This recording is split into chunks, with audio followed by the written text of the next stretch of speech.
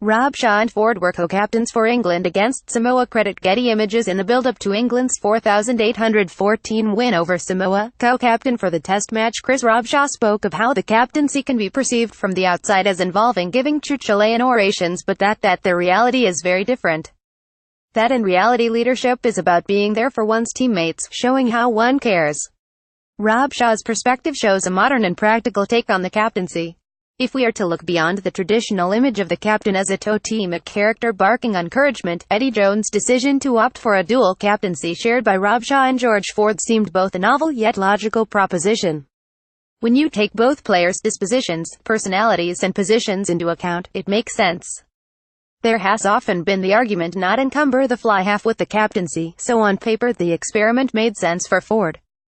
As the architect of the backed play, he is the de facto leader there, so why not give him the title?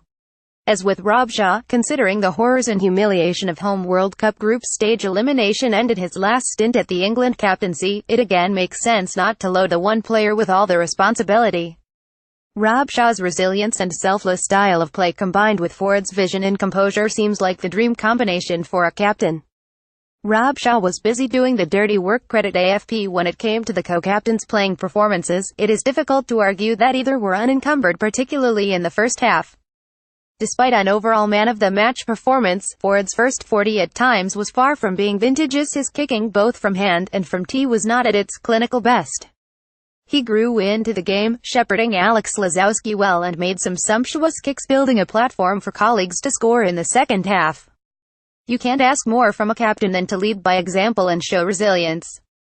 Back on the open side, Robshaw was busy in doing the dirty work well around the breakdowns, but his attention seemed somewhat lapsed when in the first half he was intercepted by the Samoans.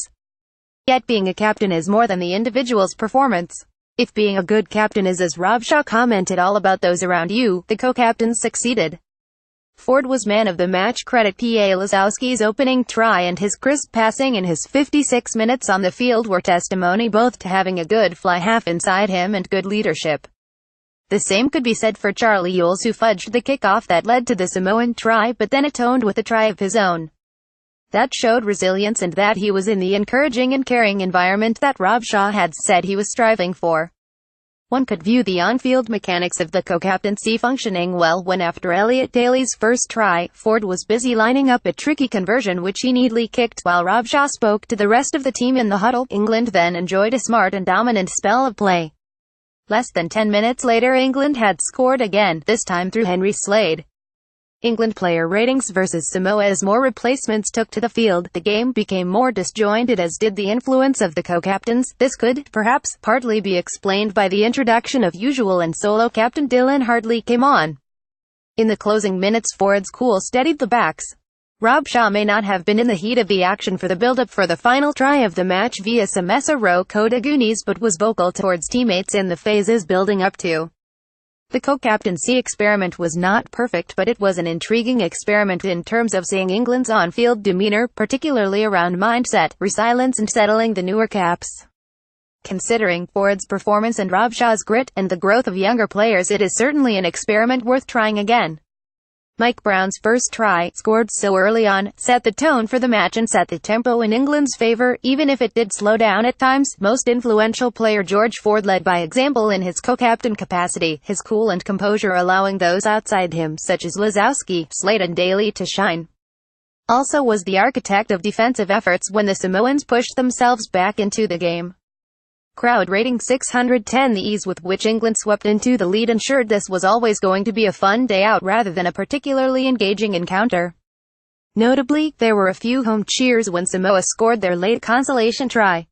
The use of fans' phone lights created an intimate feel in the Twickenham vastness. Referee rating Andrew Bray 710. An overall consistent performance in a game that lacked much controversy. Match rating 610. Far from a vintage fixture, but this game would have left the viewer with lots to think about, from Lozowski and Slade's center partnership to the concept of the co-captaincy and how that could possibly evolve in the future.